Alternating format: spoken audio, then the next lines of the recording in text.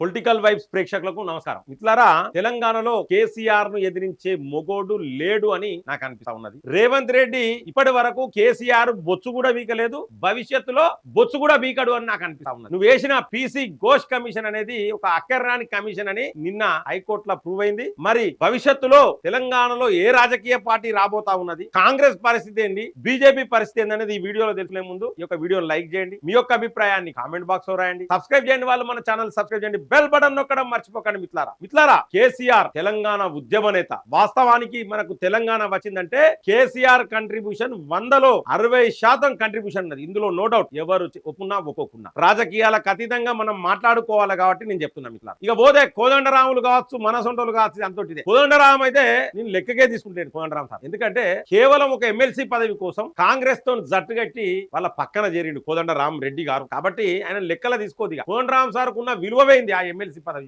ఆ ఎమ్మెల్సీ పదవి తీసుకోకపోతే ఇలా కోదండరాం సార్ కు ముఖ్యమంత్రికి మించిన హోదా ఉండు ప్రజల్లో. ఇక లేదు, ఆయన గురించి మాట్లాడుకున్నారు. మిత్రులారా, కేసీఆర్ తప్పు చేసిండా ఒప్పు చేసిండా ఆ సంగతి పక్కన పెడితే, నిన్నటి రోజున హైకోర్టు ఇచ్చిన తీర్పు కాంగ్రెస్ చెంప చెల్లు అనిపించింది. ఒక్కడే దెబ్బకు కాంగ్రెస్ గ్రాఫ్ కిందికి పాతాలని వేయింది. ఎగిరెగిరిండు, మీసాలు తిప్పిండు, తొడగొట్టిండు, దునికిండు రేవంత్ రెడ్డి. ఏం చేసినా కేసీఆర్ బొచ్చు కూడా వీకలేకపోయిండు. ఇందులో నో డౌట్. ఇక చాలా మంది పేపర్లలో ఇస్తారు, ఇది ఫైనల్ కాదు, సిబిఐ సంగతి పక్క పెట్టు, కోర్టుల ఇజ్జది వేయింది.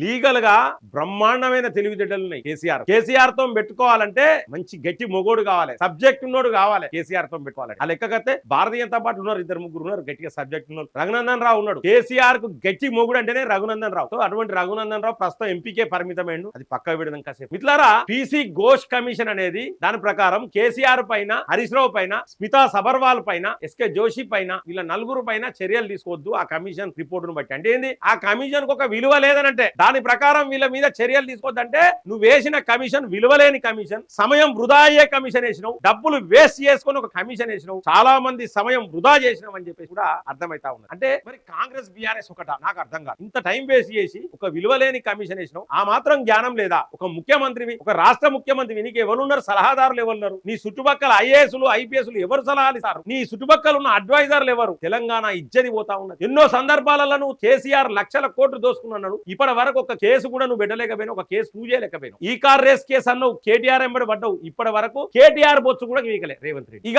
ఫోన్ ట్యాపింగ్ కేసు, అది Mogil రేకుల్ serial లెక్కున్నది phone tapping case. ఇప్పటి వరకు ఏ ఒక్కరి ఎంటిక బొచ్చు కూడా వీకలే. అంటే నీ అన్ని డ్రామాలు, టైం పాస్, డబ్బులు వేస్ట్, కేవలం నీ పబ్బం గడుపుకునేందుకే తెలంగాణలో రాజకీయం చేస్తాను రేవంత్ రెడ్డి. కానీ కేసీఆర్ ఎంటిక కూడా వీకలేకపోతావు. కేసీఆర్ మంచోడా చెడ్డోడా పక్క పెడితే రాజకీయంగా కేసీఆర్ అనే వ్యక్తి ఒక మొగోడు, దేశ రాజకీయాలలోనే మొగోడు. ఇవాళ ఎన్నో అభియోగాలున్నా, ఎన్నో ఆరోపణలున్నా కేసీఆర్ ను గాని, కేసీఆర్ కుటుంబాన్ని గాని బొచ్చు కూడా బీకలేకపోయారు. ఇక పోతే మీకు కోర్టుల పట్ల ఒకసారి మాకు నమ్మకం ఉన్నదంటారు, సిబిఐ పట్ల ఒకసారి నమ్మకం ఉన్నదంటారు, ఒకసారి సిబిఐ గాని, కోర్టులు గాని, ఈడీలు గాని నరేంద్ర మోడీ చెక్కు చేతలు అన్నారు. ఇజ్జత్ ఉండాలి కాంగ్రెస్ వాళ్ళు. కల్వకుంట్ల కవిత కూడా గట్టి అంటారు, ఈ మోడీ, ఈడీ, ఈ సిబిఐలన్నీ నరేంద్ర మోడీ చేతులు ఉన్నాయంటే క్లీన్ చిట్ ఎట్లా వచ్చింది కల్వకుంట్ల కవిత? అంటే మిత్రులారా, కల్వకుంట్ల కవిత ఎగ్జాంపుల్ సరిపోతుంది. ఎప్పుడైనా కోర్టు గాని, సిబిఐ గాని, ఈడీ గాని నరేంద్ర మోడీ చెప్పినట్లు, భారతీయ జనతా పార్టీ చెప్పినట్లు, కేంద్రం చెప్పినట్లు ఏది వాళ్ళు స్వతంత్రంగా వాళ్ళ నిర్ణయాలు వాళ్ళే తీసుకుంటారని ఒక కవిత తీర్పు సరిపోతుంది. మిత్రులారా, మరి ఏది ఏమైనప్పటికీ కేసీఆర్ తప్పు చేసిండా ఒప్పు చేసిండా పక్క పెడితే తెలంగాణలో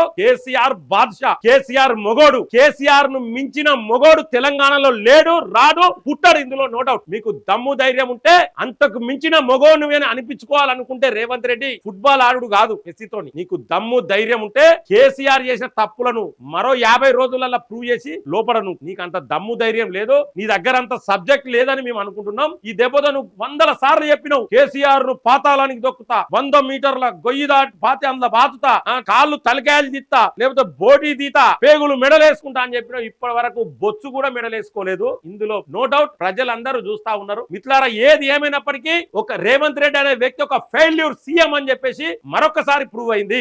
ఈ మొగోడు డప్పు కొట్టుకుంటే ఏం చెప్తాడంటే, నేను చేయబట్టే డీలిమిటేషన్ ఆగైందని. ఇంకో మొగోడు ఉంటాడు ఆంధ్రాల జగన్, నెక్స్ట్ మళ్ళా ప్రభుత్వం అయితే అమరావతిని బీకెత్తాం. మీ బతుకులే ఏంటంటే ఆయనను అక్కడ డబ్బులు వేస్ట్ చేయాలి, అమరావతిని డెవలప్ చేద్దామనే ఆలోచన ఆయనకు ఉండదు. ఈయనకు డీలిమిటేషన్ ప్రక్రియ ఇష్టం ఉండదు, మహిళా రిజర్వేషన్ బిల్లు ఇష్టం ఉండదు. ఈ రేవంత్ రెడ్డి ఇవన్నీ కూడా ప్రజలు గమనిస్తారు.